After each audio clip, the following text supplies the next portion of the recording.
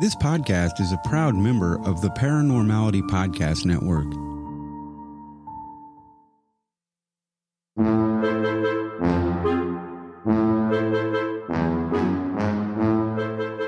For as long as folklore has been around, there have been tales of half-human, half-fish hybrids, seducing sailors into the dark waters with their siren songs. Every culture in the world has some folklore legend around these elusive creatures spotted off the shoreline, frolicking in the waves, or in freshwater lakes and rivers, enticing us land dwellers into their murky depths. We are talking about merfolk, and this week I'm joined by an internationally renowned obscene cake baking champion and three-time winner of the Lifetime Achievement Award for her work in underwater basket weaving, the unconquerable Stone. As usual, facts. All facts. And, you know, I've seen some of the baskets that you're weaving underwater, and I am impressed by them. I am thoroughly impressed by your soggy baskets. Thank you. Yeah. You know, that's more believable than me baking anything. And if any of my family's listening, I am sure they're in cackles about me being champion at cooking just anything. Just anything at all. But we have to be very, very specific because it's obscene cake baking. So I like, you know, it's cakes in obscene shapes, you know, like cakes shaped like dicks and things like that. That they would buy into. Yeah.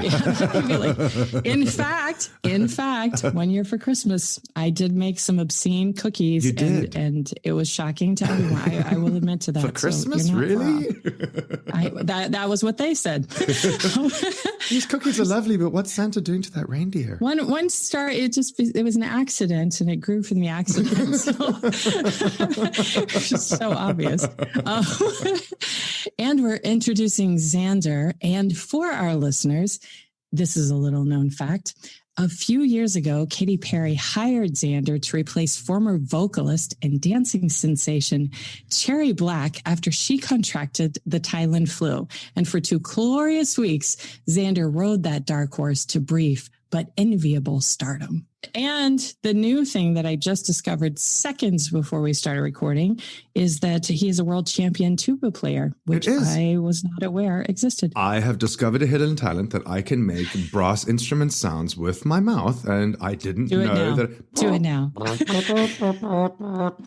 I was like shocked by my skill at doing that. I'm like, that's pretty fucking impressive. I just feel like you could have made so much money from this. This is really an untapped financial resource for us right now. Like, why are you not making money for us? I'm just going to do a whole podcast on me making tuba mouth sounds, and that's going to be... I double dog dare you to do that. Please don't put my name on that one, but I double dog dare you. Xander and Stone, tuba mouth sounds. All right. No, so anyway, we're here. We're talking about merfolk today.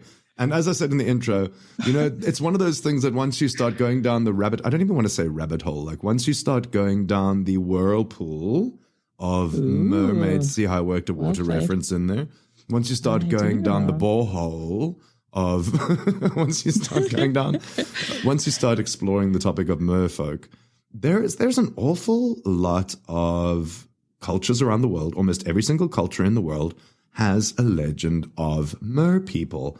And again, as we said with like the other, you know, cultures and folklores that we've explored during this podcast, when it's in that many different cultures, there's got to be a seed of truth in this myth or in this folklore. There has to be a seed of truth in there somewhere, because every culture on the world, regardless of whether they had any contact with each other over millennia, have some sort of a folklore description about these half-fish, half-human hybrids. So there's some truth in this. Science says false. Science says fuck no. Shut the fuck up, Xander. That's what science says. Science says you have no basis for what you just said. I might challenge you on a few things that you say about science today, because like, and I showed you before we started recording how many notes I ended up taking because I got really into this idea of merfolk. And one of the things I just want to bring up from the very beginning is that I'm probably going to use the word mer people at some point, which is wholly wrong. And Stone's going to tell us why it's not okay to say mer people. Aren't you, Stone? Mm-hmm. Yeah. Yes. Okay, good. Yes, all right, good. I'm glad you can, because I can't. Stone's going to tell us why mer people is not an appropriate thing to reference merfolk. And also because of people like Disney. We're probably going to say mermaids very often, but I find that in this gender equality era, I find it terribly biased to reference them as mermaids, because for there to be mermaids, there have to be merboys as well. There have to be mermen, because otherwise... You clearly didn't do research on the reproductive system. And, I did go and Google like mermaid vagina, and I did go and like mer people genitals. Not. And of all the things you could say that you were looking up, you were not looking up vaginas. Wait until you go and find Pornhub, because there's an awful lot of mer porn out there. It is not what you think. It is not Pornhub. It is not what you think it's going to be. There are things I cannot unsee. So the vagina. High-fiving myself here. It's really not where you think it would be. There's that one lovely scene out of, and of course, again, you can't do an episode on mer people or mer. I've already done it. You can't do an episode on Merfolk without bringing up Disney's The Little Mermaid. And there's that one scene in The Little Mermaid where she just has her tail turned into legs. And she looks down and she's all like in awe and amazed at the legs that she's got. And I'm like, bitch, would you not be interested in the fact that you suddenly got a fucking vagina? Like, why are the legs? Like, really? Like, you've got an asshole now. Like, come on. What's interesting to me is no matter what topic we pick, and I keep thinking one of them is going to be G-rated. Every time I think this is going to be the one. And this is one of those that I thought this will be our G-rated podcast. Never. And you always manage to fascinate me with where you take it right out of the gate every single time. That Ariel bitch, she's looking down, wiggling her toes. I'm like, oh, honey, just wait. You're going to find other things to wiggle soon. Never once did that occur to me, just to be clear. As a female, never occurred to me. I'd be like, I'd be pretty shocked by having legs too, but of course, Xander took it there. Oh, wait, there's more. Okay, so what has science got to say about Merfolk? Because there's a lot. There's a lot out there. Just leap right into the science part. Let's just do it. Let's talk about Merfolk and science. So Merfolk appear in Japanese legend, Greek mythology, ancient folklore, and medieval sailors who claim to have encountered sea maidens and sea men. There was a Babylonian deity, and I'm sure you'll get into some of this. There was a fish god. Yeah. It was talked about in Arabian Nights, where they described the mermaids as having moon faces and hair like a woman's, but their hands and feet and their bellies had tails, and they were like fishes. Yes. I love the moon faces. I thought that was beautiful, beautifully lovely. Had you heard that before from Arabian Nights? I'm not that, like, I know we're talking about the 12 Arabian Nights, like the novel and all of that. So yeah, obviously in my research, I came across that as well, but I did find the Babylonian god, and the Babylonian god is actually directly linked to the god of the Philistines from the Bible. And that was one of the things that was one of the things I went looking for as well. Is there any reference to merfolk or mermaids in the Bible? And I found this article that was specifically about like exactly that, which, it's a pretty niche fucking thing to go looking for, but hashtag the internet, it's, everything you need is on the internet. And the Philistine god called Dogan, Dogan, he is described, and he is the Babylonian one that they're referencing as well, the Sumerian god. And he is described as being half man and half fish. And he had, like we typically think of merfolk as being the bottom half. that the bottom half is a fish and the top half is a man, because the other way around would just look fucking weird. It would be very upsetting. Fish head and a ball sack and a cock. Like, that's a weird fucking image. Well, okay, let's just hypothesize for a moment that merfolk are real. And they, as far as let's say evolution goes, like they definitely evolved in the right direction. Because if it had gone the other way, it'd have been a weird fucking sight. If it was like a fish head, rather than their genitals showing, I'd be more concerned about this fish head suddenly talking to me. Like, to me, that would be way more disturbing than the rest of it. Way more that you went straight for. All the accounts of merfolk always, and especially when referencing mermaids, most accounts refer to them as like these very seductive, beautiful creatures, right? A lot of them do. Especially the Western mythology and the Greek mythology. They always talk about them about being very seductive and sirens and very beautiful, long black hair. I was going to ask, are sirens mermaids officially? They are. We'll get into that. Okay. But they always talk about them being very beautiful and enticing sailors to their deaths. But, if it had gone the other way, it could have been a very shocking fucking thing to see. Like, why is that fish walking? The fish aren't supposed to be able to walk. Just all kinds of questions about the walking fish. Does that fish have an erection? Again, the talking fish is the disturbing part. I really think you're missing the disturbing part. It's stuck on a fish head with an erection. I was just like, it's fucking weird. Last episode you had with the aliens' clothes, with the ghosts. It was why they buried in the same thing. You're a little clothes obsessed, I think. I am. Okay, and you were saying there was Disney's adaptation of Hans Christian Andersen, The Little Mermaid, which helped every little girl, including myself, want to be a mermaid, even though I'm pretty fearful of water. I've had to really work through it. Yeah, you'd have to get over that. But nonetheless, you still want to be a mermaid regardless. Yeah. A dry mermaid, though. Dry one. Like a desert mermaid, because that's basically what I am. No, I'm a desert flopping mermaid. around. Just flopping around in the sand. There's a fish out of water, so to speak. Literally. Right. So, and then and I'm sure you probably are covering this too, but Hinduism and is it, I'm going to mess it up, Condomble? Condomble. I didn't specifically learn how to say that one, but sure. Afro-Brazilian belief, and they still worship the mermaid goddesses today. Wow. So even though we talk about it being folklore, that's still a present day belief, which was interesting. Yes. And then Animal Planet perpetuated this thing, and it was their most popular show in Animal Planet history called Mermaids, The Body Found. And they did a 2-hour special. It was like hugely, hugely popular. And the documentary showed a clip of a supposed mermaid washed up on the coast of Israel in 2009. Everyone, including the National Ocean and Atmospheric Administration, said no, false. It was totally a fake and everything, even though it was perpetuated to be a real deal. Yeah, it was a mockumentary, and it was a mockumentary. It was one of the things that I came across in my research as well. And I've actually seen the documentary. I remember. Oh, sorry, I said documentary. I've seen the mockumentary. I saw it a few years ago, and even I at the time, because it's Animal Planet, you kind of expect it's like seeing National Geographic. It's like listening to David Attenborough say that like mermaids are real, and like his you just believe it, and you just believe it to be true because it's motherfucking Animal Planet, and what you put on your channel, I'm going to believe to be true because everything else I see on your channel is generally the fucking truth. And what it turns out is that documentary was actually a mockumentary, and there's one scene from it that they showed like a webbed hand touching the portal of a submarine.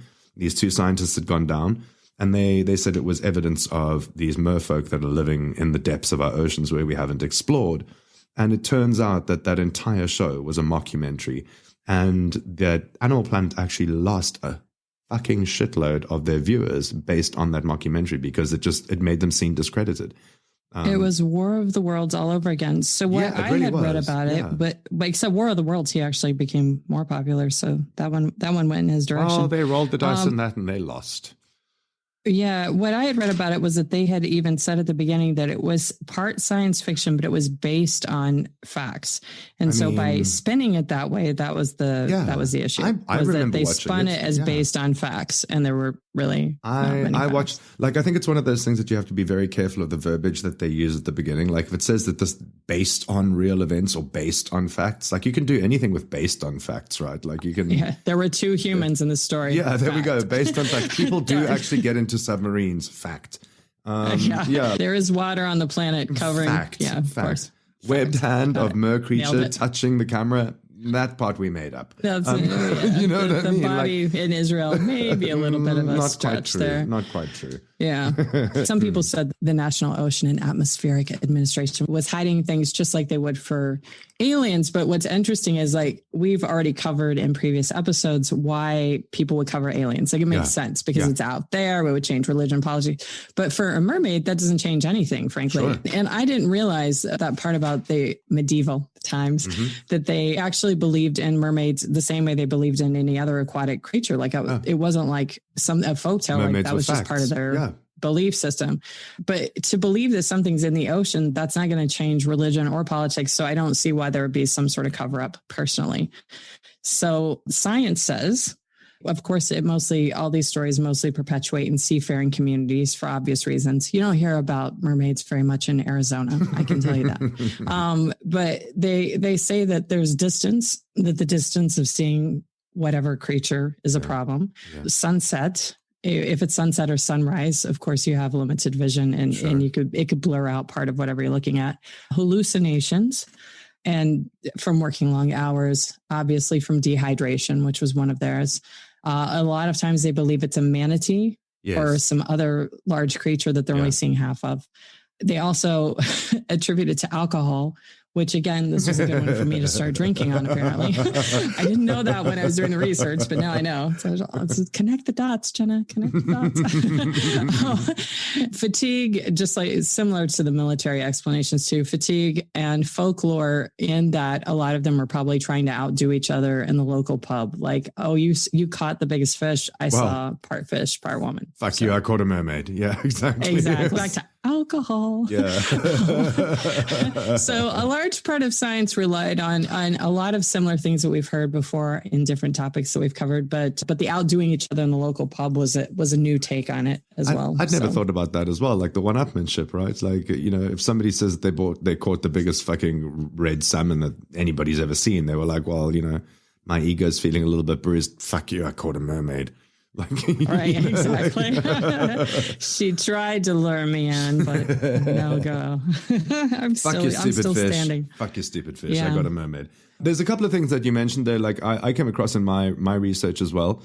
I was surprised at how much tie-over there's been from previous episodes that we've done that tie into Merfolk that I never quite, you know, discovered them while we were doing those previous episodes. One of the things you'll be happy to hear, nothing to do with sleep paralysis. Okay, so there's going to be every time sleep paralysis doesn't hit it, I'm like, all right. Nothing to do with sleep paralysis, unless maybe you fell asleep on the beach. None of my ailments. None of your ailments, yeah, exactly. No shadow people involved in this one. But there is possibly a tie between, or a link between Merfolk and aliens.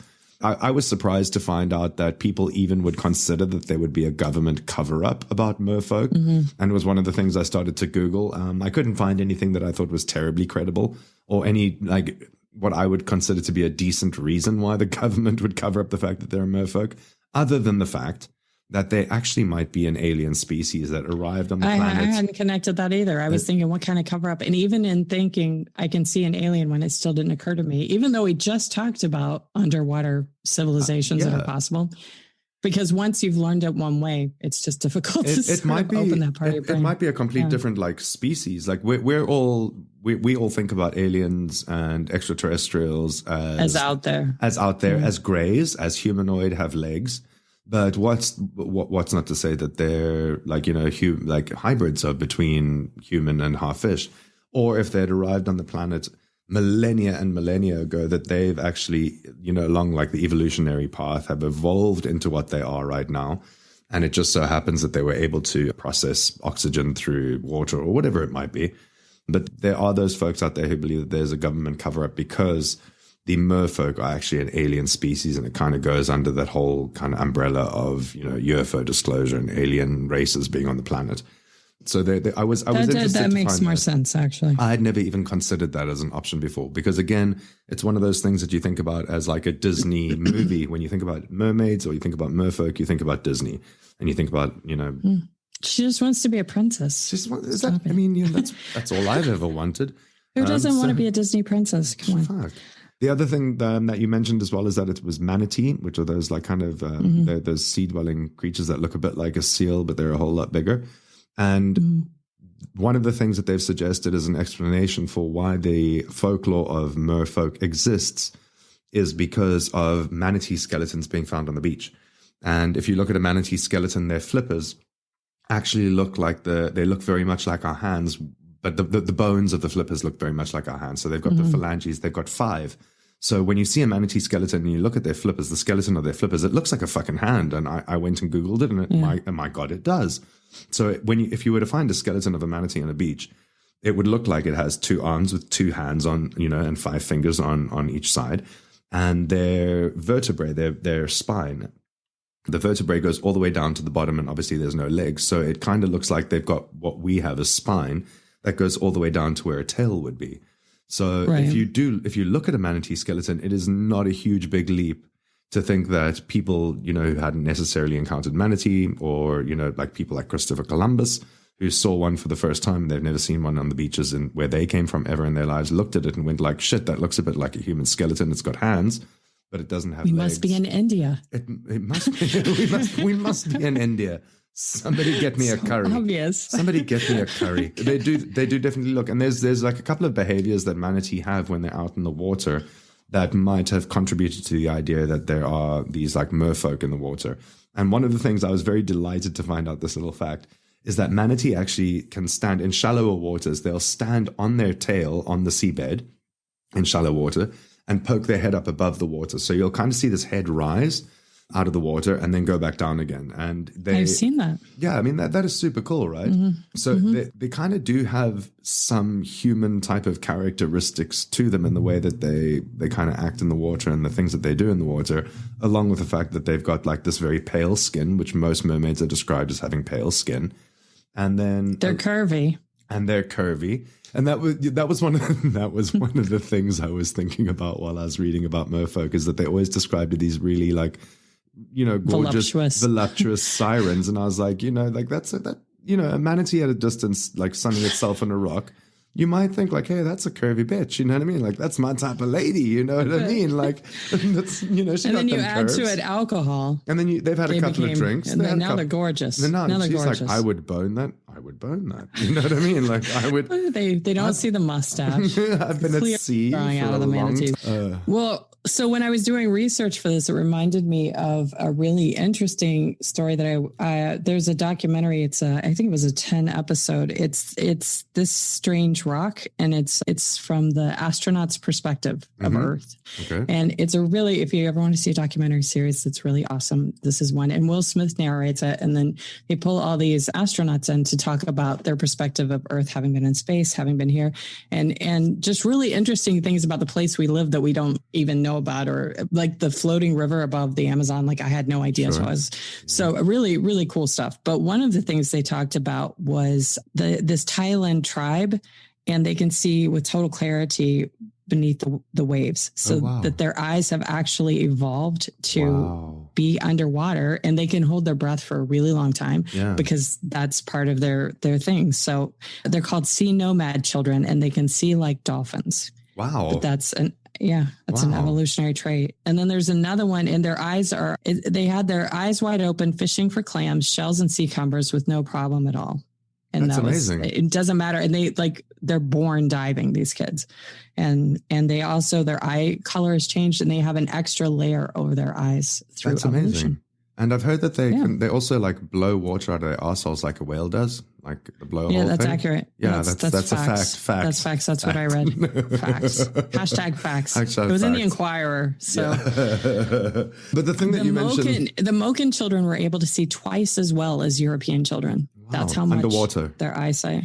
Yeah, that's incredible. No, just in general, they're even underwater, but also just their eyesight is like crazy on point. That's great. I did also come across information about like the evolutionary path and how like Homo erectus, which eventually turned into us, like Homo sapiens sapien. At some point, there was, in fact, it was very much based around Indonesia, where you get similar kind of race of Homo erectus called Homo florentius. And they were they're supposed to be like little miniature people, basically. Like, and they think it was like a different kind of a path of the evolutionary scale, or the evolutionary track, that, you know, we went one way, we went right, and they kind of went left. They do say that even if you look at our bodies now, we're very hairless. Like, we don't have much hair on our bodies, and that makes us aquadynamic. We move through water a lot quicker. But there's also something, and I was interested to discover this. I've never heard of it before. That humans, we have something called a dive reflex. Have you heard of the dive reflex before? I have not. So dive reflex, fascinating, is the fact that humans, we can hold our breath longer underwater than when we're standing on land. And they say it's up to 2 times longer.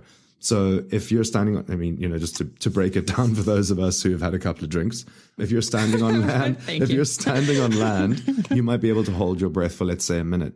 If you're diving underwater, you would be able to hold your breath for maybe 2 minutes, because you've got this thing called your dive reflex, and it's your body kind of adjusts and adapts to the way it uses oxygen when it's submerged underwater. Oh, it's a dive reflex. I always felt like I could hold my breath longer, but I thought it was just because time kind of feels like it slows down when you're underwater.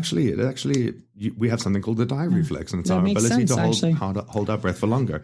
So if you kind of continue on that train of thought, same as Homo florentius developed into a different species of humanoid, there might have been at some point a divide on the evolutionary tree where some of us went onto land dwelling and ended up Homo sapiens sapien, and then others went and became more aquatic adapted and ended up as something like merfolk.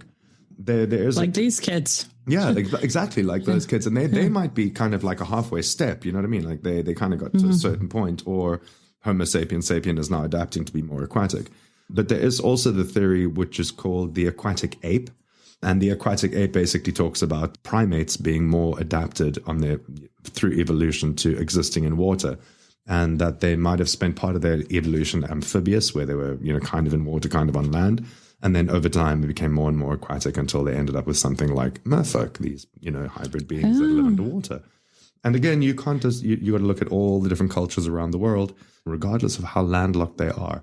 Every single one of them has something to do with these hybrid, half human, half fish beings. I agree with you. Although, again, Arizona, I don't see many, but look around, I'm sure look in a puddle, somewhere. If I'd research in a puddle somewhere. There's some cave that they're like, used to have water in it, and they're like, yeah, we have mermaids. Underwater, rivers and things like that, maybe.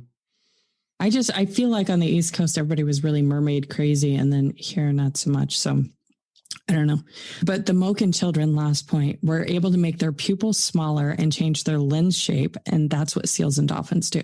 Wow. And we can't just normally do that. So, I mean, there were a lot of like really specific adjustments to their eyes. So I just thought that was fascinating. And I mean, evolution doesn't exactly happen overnight, right? It takes like hundreds of thousands of years for evolution to happen. So that kind of implies that they have been living that lifestyle and that kind of like almost amphibious type of a life for generations and generations to the point of adaptation. Super interesting. Yeah, it is. And so Merfolk exist, but just not in the way that Disney tells wants you to portray it, sure.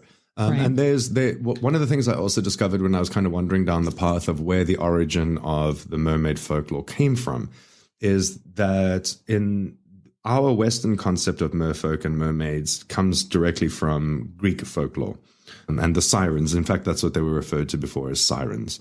And I think we've all heard those stories of, like, I think it was Homer's Odyssey, where there's the sirens on the rock and the sirens seduce the sailors and they sail the ship towards it and then they crash their ship and the mermaids have their way with them or whatever it might be. But before our concept of merfolk being half fish and half human, they were actually considered in proper Greek mythology to be half bird, half human.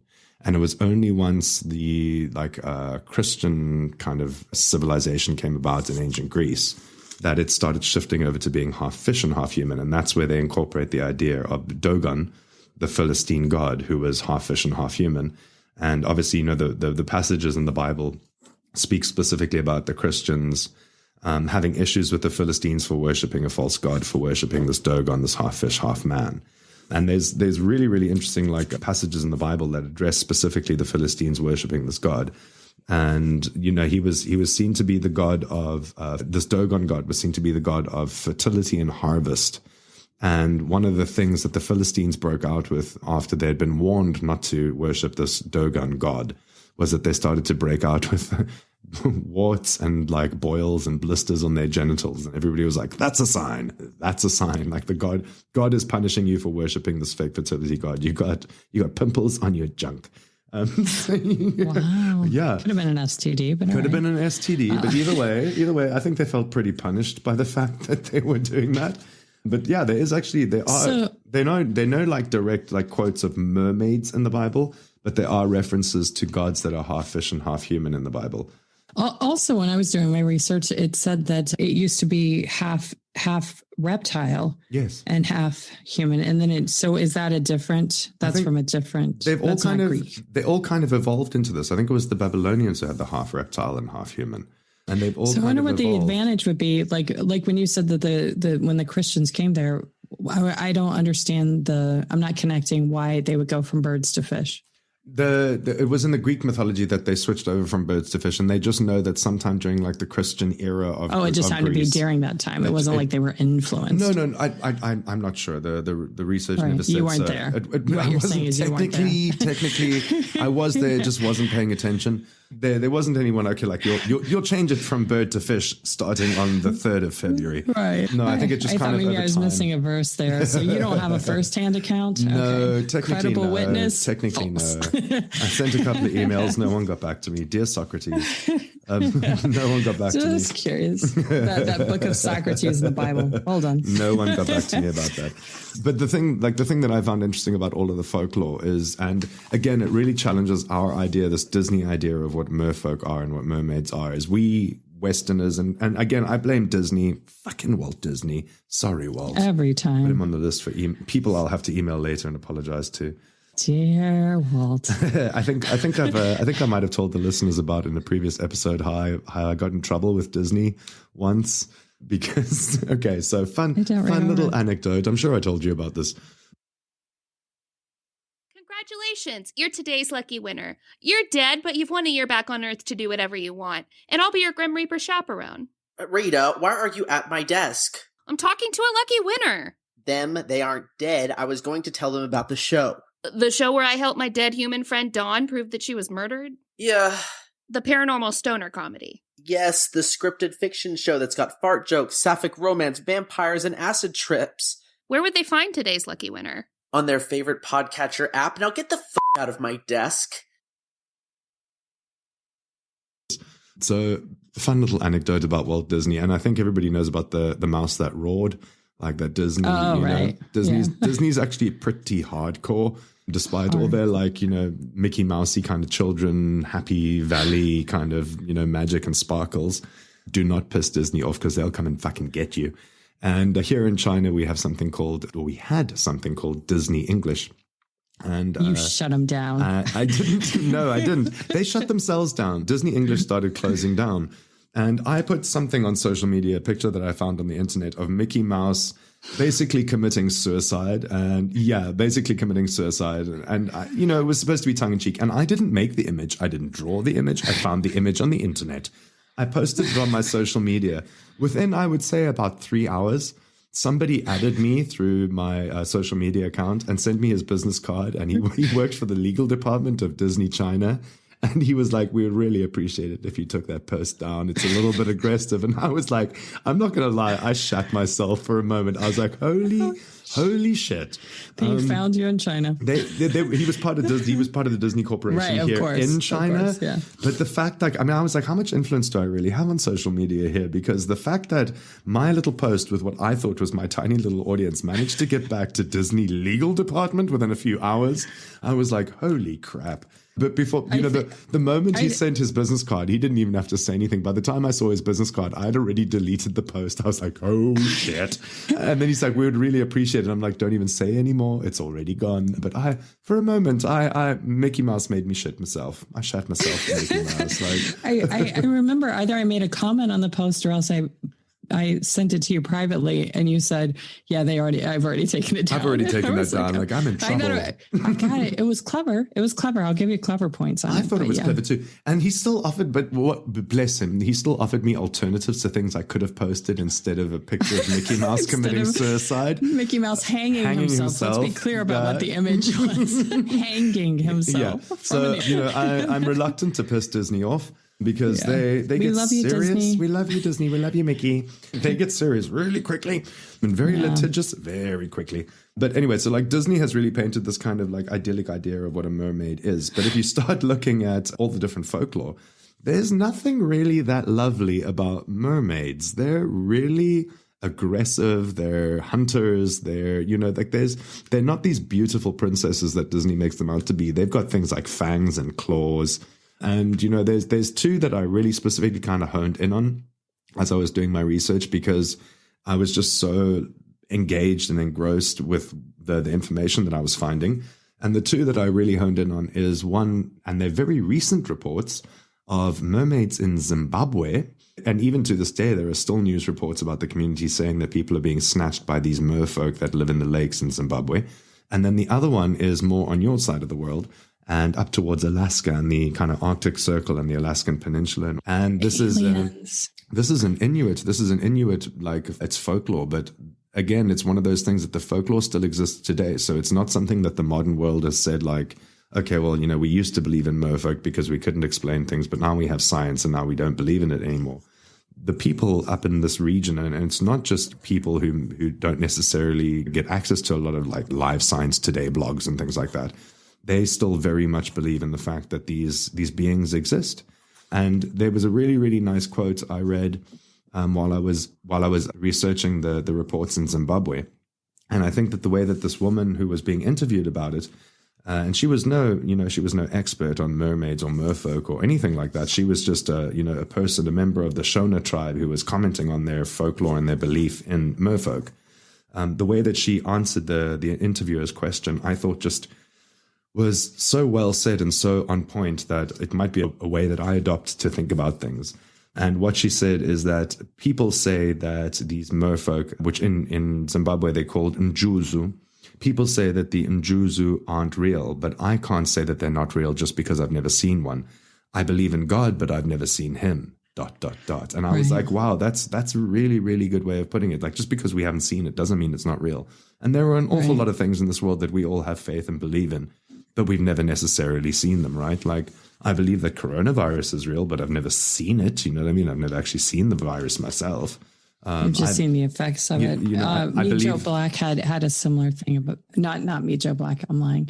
The one with Meg Ryan with the City of Angels. Yes, that just because you don't believe it doesn't make it real. Yeah, or just because you haven't seen it. Like, I haven't seen the pyramids, but I believe that they exist. You know what I mean? Like, I've never. Right. But yeah, so one of the things I focused in on, one of the beliefs in the folklore that I focused in on was in Zimbabwe. And the reason I chose to focus in on this one specifically is because it still has very recent accounts and recent reports of people saying that they've either had family members who've been snatched by this merfolk creature, this merfolk thing living in their lake.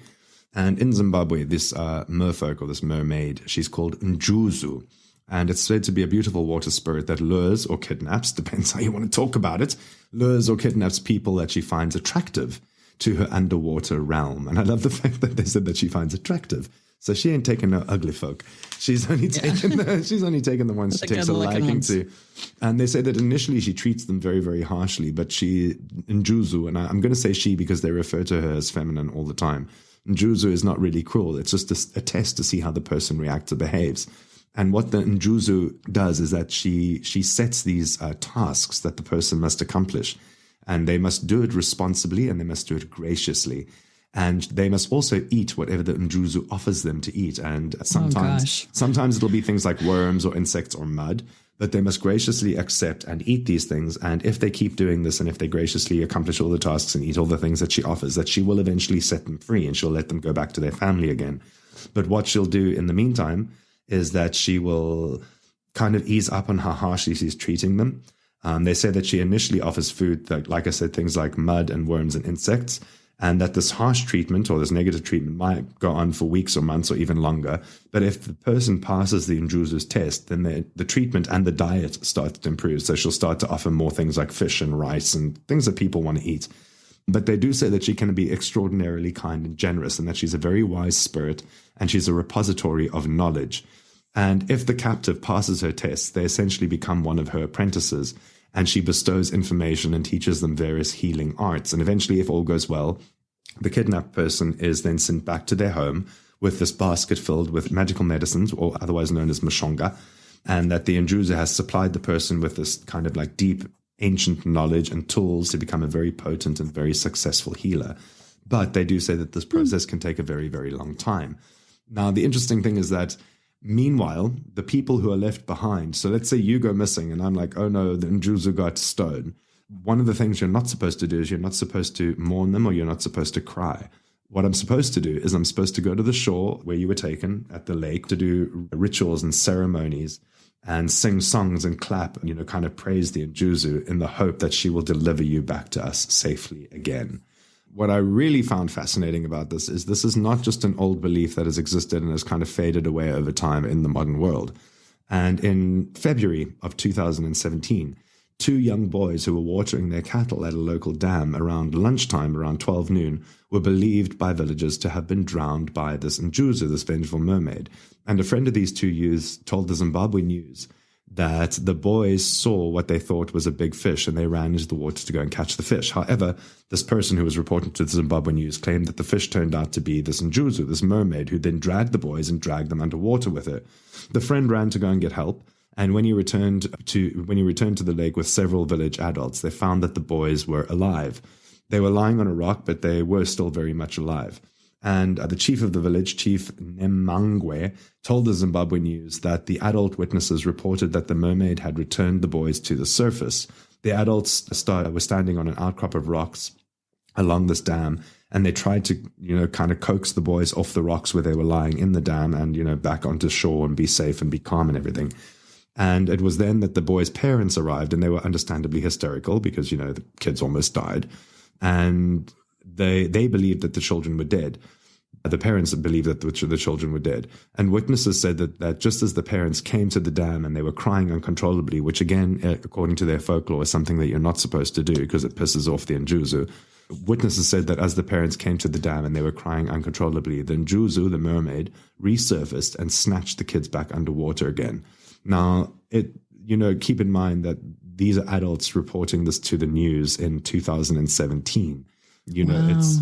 It's not like they're just making this stuff up, or it's not like folklore that's been handed down by word of mouth. It's something that they saw with their own eyes. Just happened. Happened.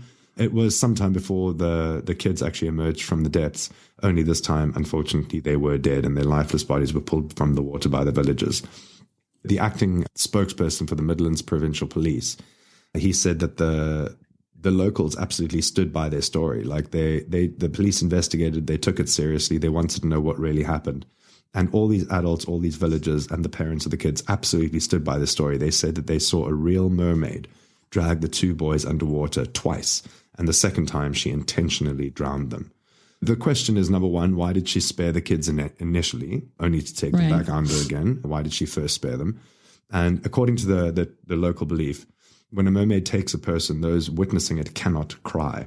If they do, the mermaid or the Njuzu will then kill the victim. One of the other things is that they said that they have to do this kind of like a cleansing ceremony after the drownings had happened. So they actually have to cleanse the lake and they have to cleanse the dam and they have to cleanse everything around it. And they said that if they don't do these cleansing rituals, that the spirits of, they sometimes describe this in Jews as being almost like an elemental spirit that can change from things like water into wind and wind into water and then into physical form. So it's not just this kind of half human, half fish hybrid, that it's actually this kind of, otherworldly type of an elemental spirit, or like, and some of them even refer to it as a demon, like this evil spirit, or this, can be malevolent, can be benevolent. And the more you kind of look into the Zimbabwe one, the more stories pop up. And there was another story about this dam that was being built in Zimbabwe, and all of the workers refused. And again, this was recent. This was like in 2012.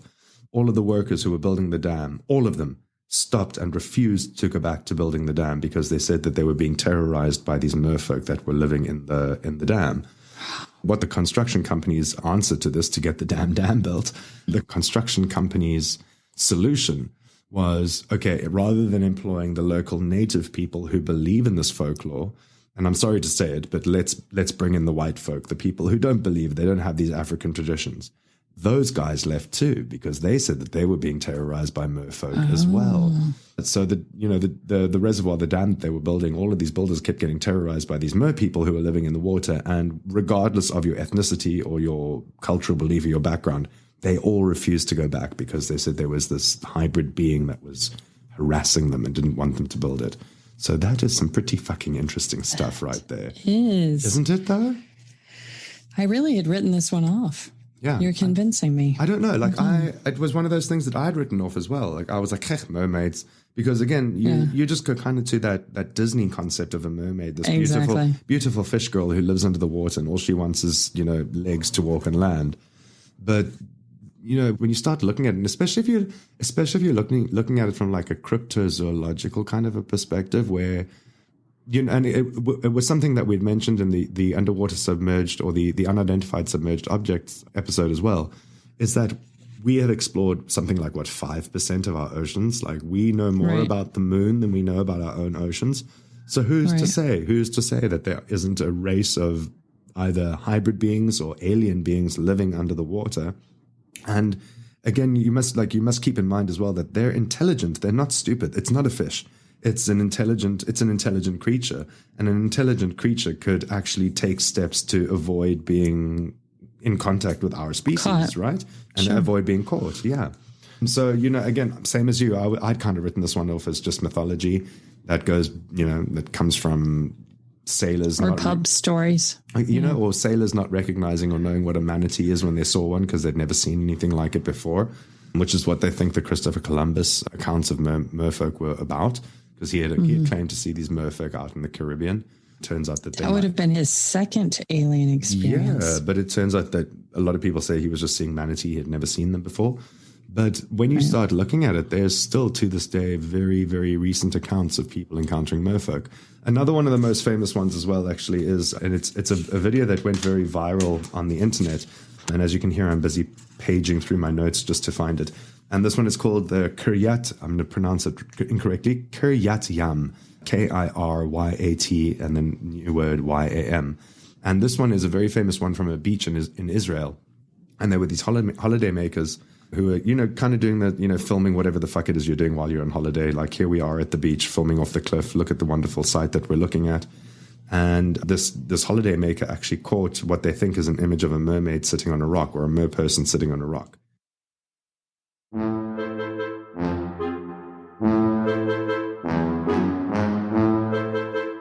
As a lot of you might remember from season 1 in 2020, our big goal is to get onto the Podcast Magazine's top 50 hot podcasts, and we can't do that without the support from our listeners. So if you go down into the show notes below, you're going to see a link to the Podcast Magazine top 50 podcasts.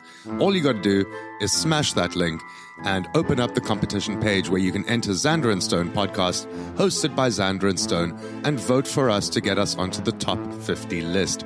We would really, really appreciate it. It is a huge, big goal for us, and we would love it if you could help us achieve that goal. So go and check out the link in the show notes below, and please vote for Xander and Stone podcast hosted by Xander and Stone, and then go ahead and pick your other 2 favorite podcasts.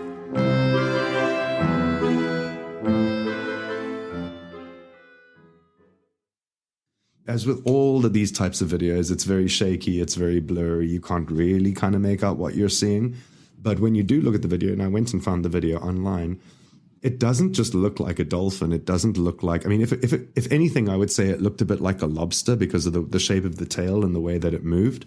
But if that's a lobster, that's the biggest fucking lobster on the planet. Like that's one you really want to kind of get on your dinner plate, because it is huge. And it was, it looked about the size of a person. And it only moved once it saw that there were people looking at it. And it was this kind of young guy in his 20s that you can tell from the video, like he kind of does a moment where the camera's facing towards him. And then they're all pointing down and look at that thing on that rock over there. And it seems to turn around, look at them, and then scurry across the rock and dive into the water. And you might I've seen that one. It's creepy. Yeah, you might think it was staged. You might think, okay, somebody did this for the viral video. They went and bought a mermaid tail on fucking Amazon and clambered off into the rocks. But if you look at the position that rock is on the sea and how close it is to the cliffs and how rough that water is, anybody who decided to go and fake that video just so they could go viral was risking their fucking life to do that, because that water is super, super choppy. It's right around the cliffs where all the rocks are. Like I would say there was an 80% chance that you wouldn't get seriously fucking hurt if you were swimming around in those waters. But there it is. There's that video. It's called the Kiryat Yam. The Kiryat Yam video, and it was off the coast of Israel. And it's one of the most viral videos to ever be seen of merfolk, or people, saying that if we've ever seen videos of merfolk, that would be a legit one. Really, really good video. But unfortunately, and what year was that?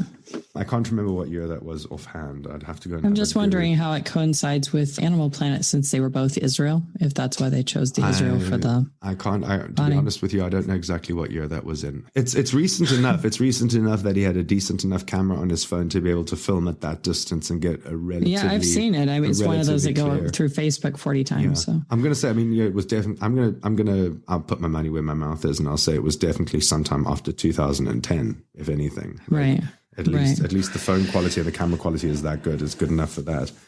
But, again, you start looking around, you start poking into different cultures all over the world, and merfolk are in every single culture.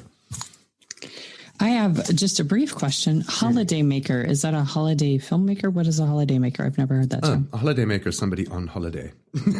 A holiday maker, somebody on holiday. Somebody on vacation. I was thinking, I'm definitely missing something with this holiday maker somebody on moniker. Vacation. Somebody on vacation. And then one that I found that was from 2008, and this one I'd never heard of before, and it's in South Africa, which obviously is where I'm from, and it's 2008, so it's before I left South Africa as well. This one is called the Ka Amen. And this is a for lack of a better word, a freshwater merfolk. And it's this group of people. They were out at one of the rivers in South Africa. And we've got these very big rivers like the Buffalo River, the Orange River. So big rivers, lots of things live in our rivers, crocodiles, hippopotamus, those sorts of things. But there was a group of, 20-somethings hanging out by one of the rivers one weekend, doing what South Africans do when you hang out next to the rivers on the weekend. Drinking and getting high. But they were hanging around by this river, and they heard this like kind of scratching and thumping sound coming from the river. And when they went over to look at what it was, they said and they claimed that they saw this mer person, this female. But here's where, again, it's one of the things that really conflicts with everything that Disney's ever told us. It seems that merfolk in folklore are generally described as either being very pale-skinned with long black hair, or they're described as having a slight greenish tinge to their skin, which to me makes an awful lot of sense. If you're going to be spending a lot of time underwater, you're probably going to go like algae, a bit of a funny color. And this one was like it had a slight green tinge to her skin. But what a lot of them also say is that they have long black hair and very, very black eyes. And the idea of black eyes makes sense to me because if you're needing to see in a low light situation, the darker your eyes are, the better the light is that you're going to capture, right? So this Kaamen, K-A-A-I-M-E-N, was seen in a river in South Africa. And a journalist went out there to go and investigate it while it was happening. And they claim to have seen this as well. So South Africa's had reports of merfolk. Zimbabwe has reports of merfolk. China, Japan, you can pretty much throw a dart at a map and hit a culture or a civilization that has something to do with merfolk and its folklore, or, in its mythology or its beliefs. Right. Yeah. So that does add more validity to the claims. It does. Yeah. Well, I mean, again, just as we discussed in our last episode, there's a lot of unexplored. So there really is. Who knows? And then one of the other ones that I came across as well, and this one is like really kind of recent mythology, or not mythology, really kind of recent reports. This one is an Inuit. It comes from Inuit mythology or Inuit folklore, but to this day, the reports of this exist. And I'm going to struggle to get this. I'm going to struggle to get the name or the pronunciation of this right. It's called the Koala Pollock. And again, I might be pronouncing it incorrectly, but this is from the northern regions of the United States, up by Alaska and into the Arctic Circle. And it's an Inuit legend of a vicious mermaid. And the way that they describe this aggressive, vicious mermaid really challenges the archetype of what we think of mermaids are. So it's got claws and teeth, so, basically designed for hunting. It does have legs, but it also has a tail that helps it swim. So it's, not the Disney princess waiting for her legs. It's already got legs, but also adapted with a tail to increase its ability to swim underwater. And what this one does is it kidnaps children and takes them down into the ocean. They say that it steals their youth. The koala pollock, or the koala pulliat, is a mythical creature from the Inuit folklore, and much like the boogeyman, the koala pulliat is said to kidnap misbehaving children, but for the legend's practical purposes, basically just to keep children away from very thin ice or very big bodies of water, because that is where this creature is said to live. And if children are found alone at the edge of the ice, the koala pulliat is said to stuff them into almost like a sack or like a bag that it carries around with them before drowning them in the icy water. And as with most similar legends, there are very conflicting reports as to the appearance and the gender of the koala pulliat. They often use the pronoun he for them. But a lot of them, do describe it as being female as well, or a feminine creature who uses children to maintain her youth. And they say that that's why she catches the children, so she can basically steal their youth from them. But a lot of the research has gone into tracking where these reports have been made. And they seem to really follow the migration pattern of the king red salmon along the coastline of Alaska. One of the documentaries that I watched about this, it was this group from the show's called Missing in Alaska. And it seems to happen in this what they call the Alaskan Triangle, which is like the Bermuda Triangle, but up in Alaska, where I think the statistic is like 5 out of every 1,000 people go missing, and that's a high percentage. That's a very, very high percentage. And they don't know what happened, like mysteriously missing. But all the reports of this, they claim it to be very against the archetype of what we consider a mermaid to be. It is in no way like a beautiful creature that's trying to seduce you. It is vicious. It is scary looking. And a lot of fishermen, and when I say fishermen, I'm not just talking about like Inuit fishermen. I'm talking about like commercial fishermen, people who spend an awful lot of time out at sea on boats. They have reports of weird sightings in the water. And one of them was these two young guys were out fishing, and while they were fishing, the one dude gets this kind of hard tug on his line, so he starts reeling it in. But whatever's on the other end of the line is super, super heavy, and he can't kind of pull it up by himself. And his friend is kind of watching him struggle, and at the same time hoping just watching your buddy struggle pulling in this fish. Yeah. But kind of at the same time, focusing on his own line and hoping to be able to catch something himself. And he sees this hand come up and grab onto the side of the boat. And a second later, his friend is pulled into the water, and that's the last he ever saw of his friend again. He just went missing. Now, obviously, being out on the water and being in a fishing boat, there's a lot of things that can go wrong. There's a lot of things that could be dangerous. You could get an anchor line caught around your ankle and be dragged into the water. The water up in that area is super, super cold, so your body goes into shock very quickly. There's a lot of focus there. There's a lot of reasons why you might think it was some sort of a merfolk person, your friend mysteriously disappearing, and it could be just a very normal explanation for it. But it wasn't the only report. There was another report that I saw, that, again, a very seasoned fisherman who had spent an awful lot of time in the water. And in the documentary, he actually says, I've seen a lot of weird things out on the water in my time. This is by far the weirdest thing I've ever seen, and the thing I can never explain. And it was that he was fishing. He got a tug on his line. I think he was using nets. He pulled up his nets, and he said that there was a hole in his net, but it wasn't just like a hole from a fish biting through it, or like a salmon shark biting through it, or something being able to break through the net, a sea lion or something. He was like, it was as though something had intentionally cut a circle out of his net and taken the piece with him. He said, like, the edges didn't look bitten, they didn't look frayed. It was like as if they had been sliced by a knife or something. And the size of the hole was far bigger than any fish that would ever have been caught in the net. What is also interesting is that cryptozoological community almost shuns this idea of merfolk, which I find very interesting, because they'll buy into something like Bigfoot, right. They'll go and research the chupacabra, but when it comes to merfolk, that's kind of where they draw the line. So merfolk research in the cryptozoological kind of circles has been kind of clumped with other creatures like the chupacabra, for example, and they kind of use it as like a bit of a distraction to actually study merfolk. There's a lot of very recent accounts of sightings and encounters with merfolk out there. I wouldn't mind an encounter with Jason Momoa. Of course. Just throwing that out there. Hi, Jason. But that could be a little movie magic. It's possible. It could happen. It could happen. You never know. It could happen. Dare to dream. And then one of the last ones that I found, or the last one that I thought was like kind of worth looking into.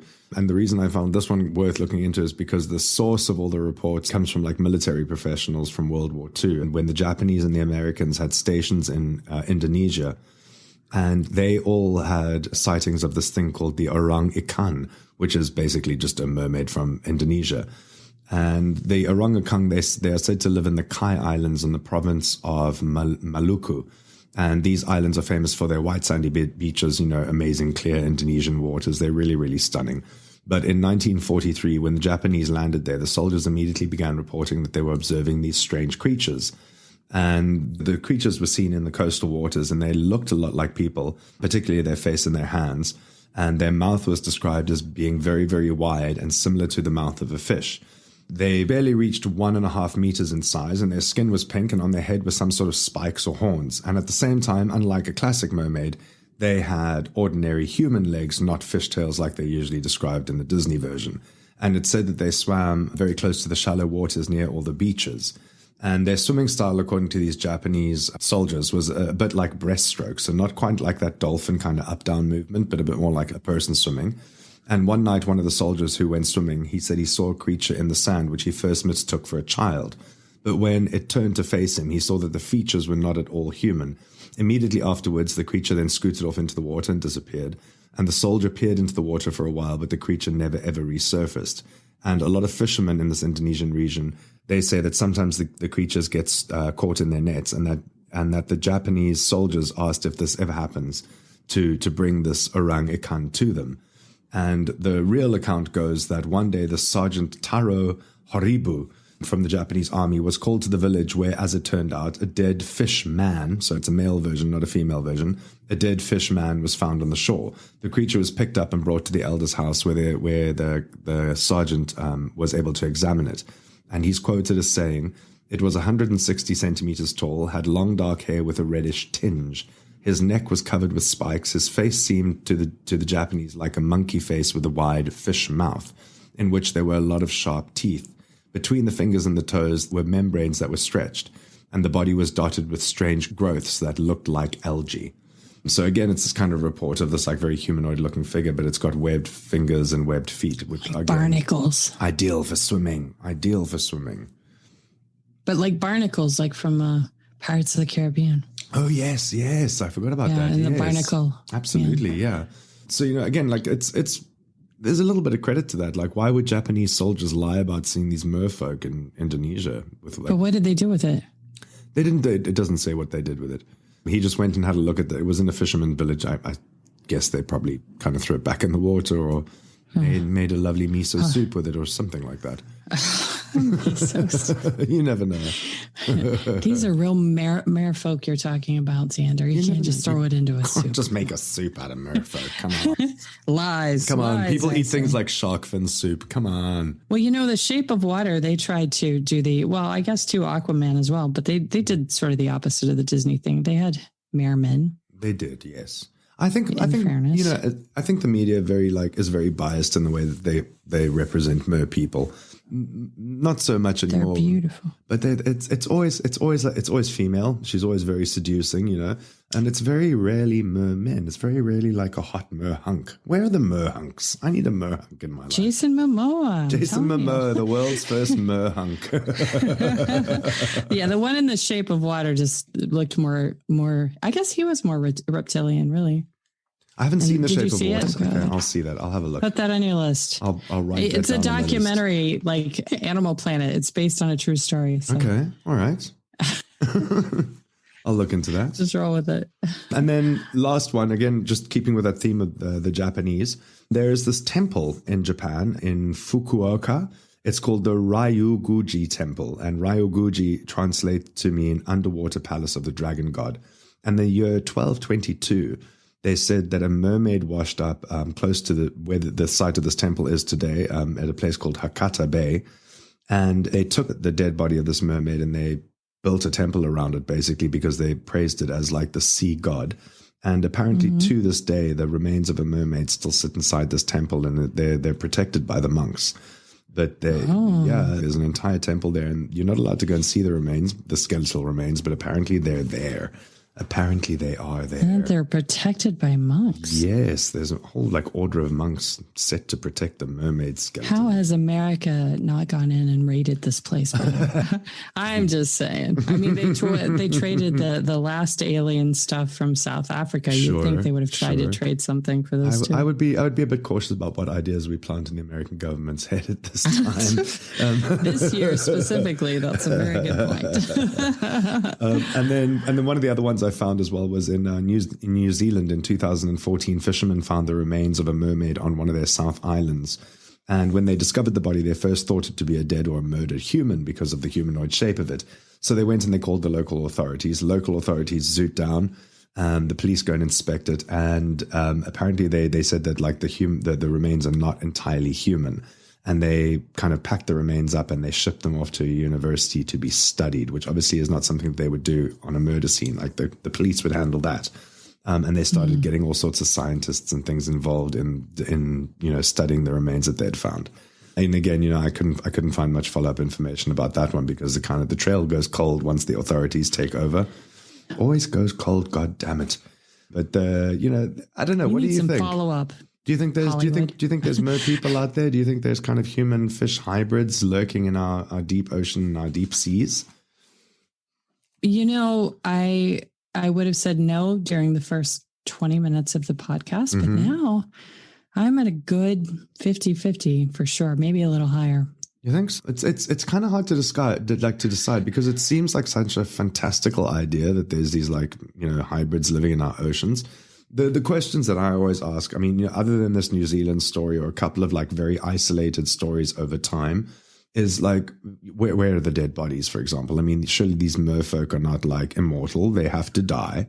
Why aren't we finding? And it's the same question I have about Bigfoot. Maybe they too. pull them down for security, though. Maybe, if they die, maybe they pull them take care down to of their it. little burial. Yeah, maybe they. But accidents happen. Maybe one dies while they're on their way to the shop. The store. I don't know what do mer people do to pass the time. But it's the same question I have about something like Bigfoot. Like, sure, okay, I'm ready to believe the fact that we don't know about all the species living on the planet. Sure. Science is discovering new stuff all the time, particularly in our oceans. But if something like Bigfoot exists, or if something like a mer person exists, where the fuck where's the poop? Where's the skeleton? Yeah. Where's the chupacabra? The biological, the biological evidence. If these things are like sitting on a rock, is anybody going down there and swabbing the rock to find mermaid scales or something like that? Get that random hair that's laying there. Yeah, I really wish the scientific community would just pack its ego away and say okay, maybe aliens do exist. Let's look into it seriously. Maybe merfolk do exist. Let's look into it. And maybe they're seriously. aliens. And maybe they're aliens. Maybe there's a tie over there. I imagine a lot of it comes down to funding. Sure. There's got to be some rogue. Because if you look at the psychic soldiers, as soon as America figured out about psychic soldiers, they technically shut the program down, although they recategorized half of them. Yeah. But the moment anyone's onto them, they're like, where's our money going? And so I imagine even with NASA, that's been a large problem too, is that they just don't have the financial backing they need. But also they do it in such a shady way. Like you said, people start asking, hey, where's that money going? Where's that $5 billion being Where's the spent? transparency with our tax But money? maybe if they just said look, guys, this year we're going to spend a couple of mil on investigating mermaids. And I think all of us would be that's a great fucking idea. Rather than spending it on building new bombs. Anytime you involve the public and money or any meeting, even the smallest committee, there's going to be a fight. Maybe it'd be okay, if everybody could send in $1, and we'll put that money towards the mermaid fund. You know what I mean? We'll give you all a discount on your next check at the hospital. We're going to put that money towards the mermaid fund. That's what we need to do, a drive. We'll do a drive for the science community, and we say this money. And it would be complete transparency. Complete transparent. We're of spending all the it on donors, mermaids. of exactly what we swabbed. Yeah. What we poked with a stick. This We'd is be our buying official, a lot of sticks. Here are all the sticks we bought with your money. Thank you. And we poked it on the stick. And See? we concluded. We just have to have the documentation. People back it. Here's our receipt for the stick. We need to rally behind the science community. So do you have any shout outs for our listeners this week? I do. I have one special shout out going to Jonathan from Phoenix, who said after he heard our podcast, not to toot our own horn, Joe Rogan who, which was such a compliment. Nice. Joe Rogan who. I know. And the day before, favorite. So well Who's done. that person again? Well done, us. Joe Rogan who. Yeah. So thank you, Jonathan. And then also to Diane from Young Again, whom I spoke with today. And she is now a listener. So shout out to Diane. Shout out to Diane. And my shout outs this week are going to Jack Randall on Instagram, who gave us a very nice compliment. He discovered our podcast through the Jim Harold Campfire podcast. So shout out to Jack Randall and a big thank you to Jim Harold. And to Violet and Brianne from today's Lucky Winner podcast. And to Brad. You know our friend Brad, who's from the Killing Missing Hidden podcast? I do know him. Brad is in hospital at the moment. And he's not doing very well. So we want to send our love and our healing energy to Brad and hope that he gets better soon. Got a touch of the Rona there, so I hope Brad's okay. I only found out because I was on Instagram this morning and I saw something that his wife had posted saying that he was very bummed out that he couldn't release his episode, but at the moment he's in hospital, getting better.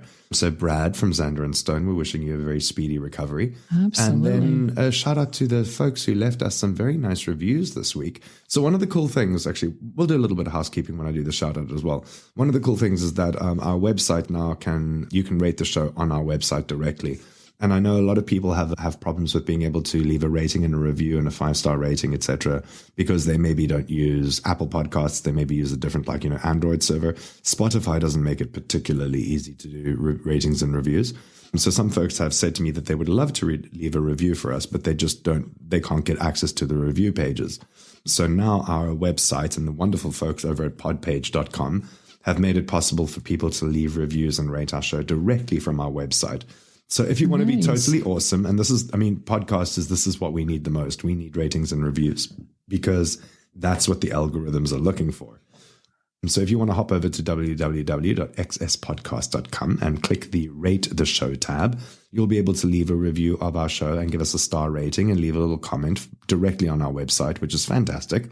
And this week we had reviews from Warren, from Callie, from Joanne, and from Jackie. We also had them from Carling, who is from the I Did Not Sign Up for This podcast, which, Nice. Longtime friend, and from Ursula in South Africa as well. So a big shout out and a big thank you to all of those guys for leaving reviews for us. So nice. Thank you to our zoners who are actually contributing to continue. Guys. Thanks, guys. Thank you. I must also mention, actually, now that we're talking about it, Warren. So I've got him on my social media here, and Warren, after our last episode, we you and I had an in-depth discussion on the plural form of octopus and whether it's octopus or octopi. Warren actually went online and he found out a whole lot of information about the plural form of octopus and octopi for us. That was very thoughtful. So what Warren has sent me, it says that octopus is not a simple Latin word of the second declension. I don't know what that means. This is what happens when I go and look up words, and now there's other words to look up. Octopus is not a simple Latin word of the second declension, but a Latinized form of the Greek word octopaus. And its correct plural form would logically be octopodes. Who fucking knew that? According to the Merriam-Webster, both octopuses and octopi are acceptable plurals. The reason for the octopi plural is because some people mistakenly associate octopus with Latin words like syllabus or alumnus. However, the word octopus is actually of Greek origin. The plural of octopus in Greek is, in fact, octopode. So from now on, I'm going to be... Is it pod or pod? Podes. Octopode. I'm going to say Podes. pod. Huh. I'm going to be that guy. I'm going to be that guy at the next, whatever dinner, who's when somebody's talking about octopuses, I'm going to be like, excuse yourself, sir. It is octopode. This is your actually moment. It is actually, it's octopode. Actually. Get it right, Gerald. There's nothing more pompous than actually. I catch myself doing it. I'm like, stop it. And it's that downward inflection. It's that downward, actually. It's that long kind of drawn I'm up. about to be condescending to you. But actually, this is for your own good. Actually. So thank you to Warren for clearing up the discrepancy between octopus, octopode, and octopuses. I feel weird saying octopuses. I don't like. I'm not in love with the idea of octopuses. We already changed Uranus to Uranice. I was going to say, octopuses sounds like something that has 8 vaginas, and that is very scary to me. It's moist. Whatever it is, it's moist. It's definitely, it's soggy, it's moist. It makes a weird sound. It probably smells weird. Anyway, okay, let's change the subject. Any more housekeeping? Any other housekeeping from your side? No, I think I'm good with anything that starts with housekeeping. I'm all I was done before I started. Thank you for joining us on the Xander and Stone Science and Supernatural podcast. If it's out there and it's weird, we're going to talk about it. Hey, we did it at the same time. That was pretty good. We did. Yeah. Booze makes it easier. We did. That's the first natural one we've ever done. That was amazing. Go team.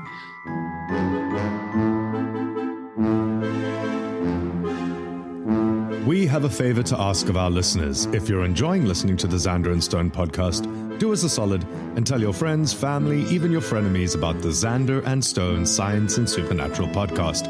We don't mind if you share the links of our episodes on social media because sharing is caring. While you're at it, hit that subscribe or follow button on your podcast app and leave us a comment and a rating. We hope you enjoyed today's episode. If you want to reach out to us and tell us your story, you can go and leave us a voice note on the Xander Stone website by following the link in the show notes below. Or you can email us on info@excesspodcast.com, find us on Instagram @excesspodcast, and on Twitter @XanderStone10.